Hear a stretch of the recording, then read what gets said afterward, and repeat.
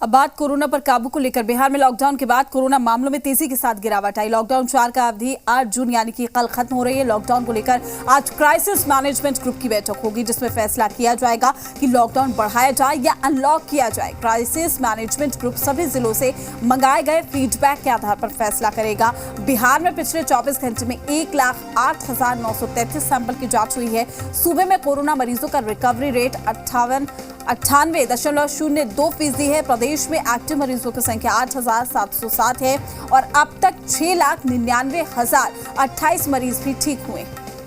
तो crisis management group की बैठक आज है। बैठक में तय किया जाएगा कि आखिर लॉकडाउन को बढ़ाया जाए या फिर अनलॉक की तरफ बिहार बढ़ता हुआ नजर आएगा। रियायतें और छूट क्या दी जाएंगी, नियमों में क्या बदलाव किए जाएंगे, किस तरीके से जिले में फीडबैक लिया गया है, विचार विमर्श और मंथन किया जाएगा।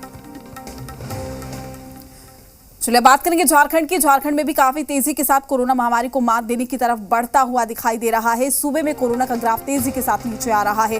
पिछले 24 घंटे में नए संक्रमित मरीजों की संख्या घटकर 300 से भी नीचे आ गई है। झारखंड में इस दौरान कोरोना के 293 नए संक्रमित मिले हैं। राजधानी रांची में भी कोरोना के मरीजों की संख्या में भारी कमी दर्ज की गई है। रांची में 24 घंटे के अंदर सिर्फ 24 कोरोना पॉजिटिव मरीज मिले हैं। मरने वालों की संख्या भी इकाई अंक में आ गई है। 24 घंटे के दौरान 8 संक्रमित की पूरे सूबे में मौत हुई है। अच्छी बात यह है कि 10 जिलों में नए कोरोना संक्रमित की संख्या 10 या उससे कम रही। झारखंड में जिस तरह से कोरोना के मामले कम हुए हैं, उससे इस बात की संभावना बढ़ गई है कि राज्य में जल्द ही स्वास्थ्य सुरक्षा सप्ताह के तहत लगाई गई पाबंदियां हटाई जा सकती है। यहां फिलहाल स्वास्थ्य सुरक्षा सप्ताह की पाबंदियां 10 जून की सुबह 6 बजे तक लागू। तो बड़ी खबर से हम आपको रूबरू करा रहे हैं। राजधानी रांची में भी कोरोना के सिर्फ 24 नए मरीज मिले हैं। 10 जिलों में 10 से भी कम नए केस सामने आए हैं, यानी कि पूरी तरीके से कोरोना कंट्रोल में है, ऐसा कहा जा सकता है। संक्रमित की संख्या में तेजी से कमी देखने को मिल रही है। कोरोना की दूसरी लहर को मात देने के करीब पहुंच चुका है झारखंड। 24 घंटे में सूबे में सामने आए सिर्फ 293 नए कोरोना के केस। तो 24 घंटे में 8 कोरोना संक्रमित की मौत हुई है।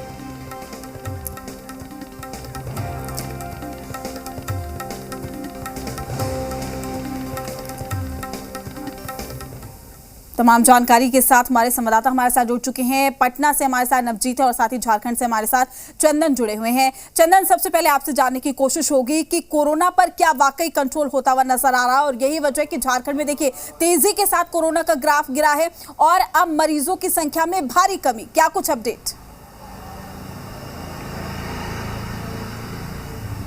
देखिए, बिल्कुल ओवरऑल झारखंड की अगर बात करें तो पिछले 24 घंटे में 294 संक्रमित मिले, यानी 300 से भी कम संक्रमितों की संख्या हो गई है। राजधानी रांची में 24 के आसपास संक्रमित पिछले 24 घंटे में मिले हैं और जो मौतें हुई है पिछले 24 घंटे में 8 लोगों की, संक्रमित लोगों की मौत हुई है। तो ये साफ संकेत है कि जिस तरह से राज्य सरकार ने स्वास्थ्य सुरक्षा सप्ताह लगाया, जिस तरह की सख्ती बरती गई और लोगों ने जिस तरह से सहयोग किया, सरकार के गाइडलाइन को उसका पालन किया, सरकार के साथ कदम से कदम मिलाकर चलते नजर आए और उसकी वजह से अब कोरोना संक्रमण की रफ्तार जो है वो थमती नजर आ रही है। 10 तारीख तक स्वास्थ्य सुरक्षा सप्ताह लागू है।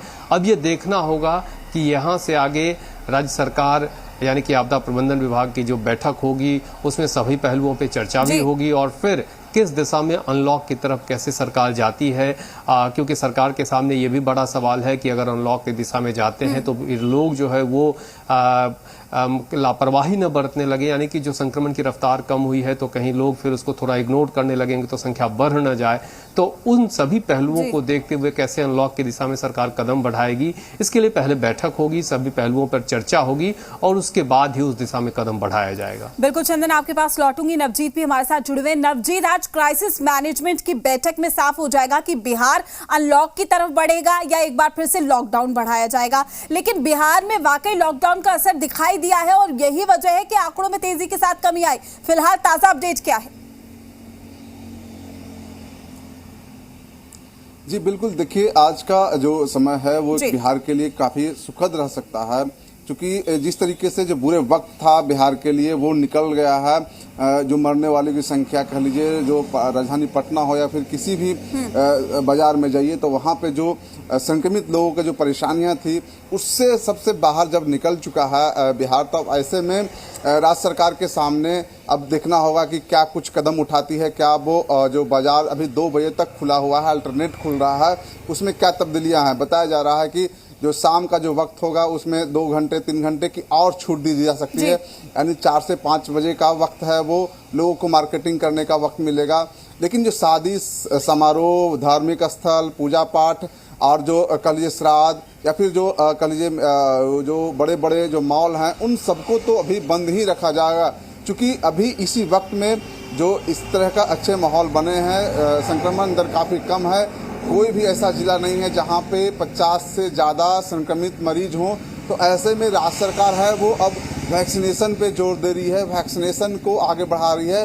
राज्य सरकार की यही सोच है कि अब वो तेजी से महीने 2 महीने में अधिक से अधिक लोगों को वैक्सीनेट कर दे। तो सबसे पहला जो फोकस है वो 45 प्लस वालों का है, साथ साथ जो 18 प्लस वाले हैं उनको लिए भी अब सरकार है वो आगे कदम उठा रही है कि वैक्सीनेशन को तेज किया जाए। लेकिन सबसे बड़ी इसमें जो बाधा हो सकती है वही है कि जो वैक्सीनेशन का जो टीका का जो डोज है, देखिए वैक्सीनेशन की समस्या तो देखिए तमाम लोगों को आ रही है, लेकिन इसी कड़ी में अगर हम बात करें अनलॉक की तरफ बिहार बढ़ता हुआ इसलिए भी नजर आ रहा है चूंकि आंकड़ों में कमी आई है, लेकिन आम जनता की भागीदारी यहाँ पर काफी अहम थी और यही वजह है कि लगातार जो है खुद जो है सीएम अपील करते हुए नजर आते हैं कि आप प्लीज जागरूकता के तहत सतर्क रहिए। लेकिन ऐसे में जिस तरीके से बाजारों को खोला जा रहा है, हम देख रहे हैं लोगों की लापरवाही एक बार फिर से सामने आ रही है।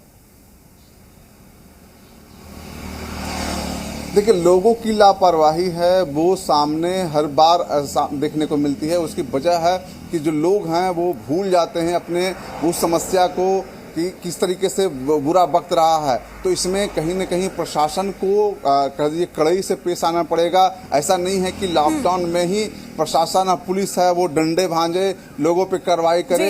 उन्हें बाजार में जो घूम रहे लोग हैं उनको कहीं न कहीं समझाने की भी ज़रूरत है और कड़ाई से भी निपटने की ज़रूरत है।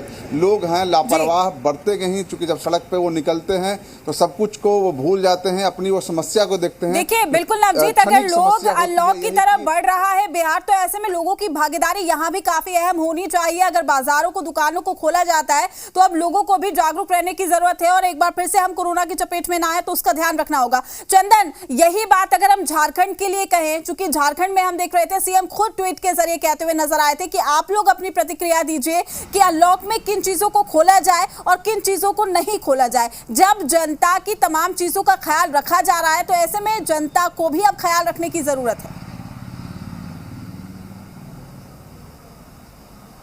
देखिए, बिल्कुल निश्चित तौर पे राज्य के मुखिया के नाते मुख्यमंत्री हेमंत सोरेन की ये कोशिश रही है कि आम लोगों की भागीदारी से ही कदम बढ़ाया जाए, चाहे वो स्वास्थ्य सुरक्षा के सख्ती हो या फिर अनलॉक की तरफ जो कदम बढ़ाए राज्य सरकार उसमें।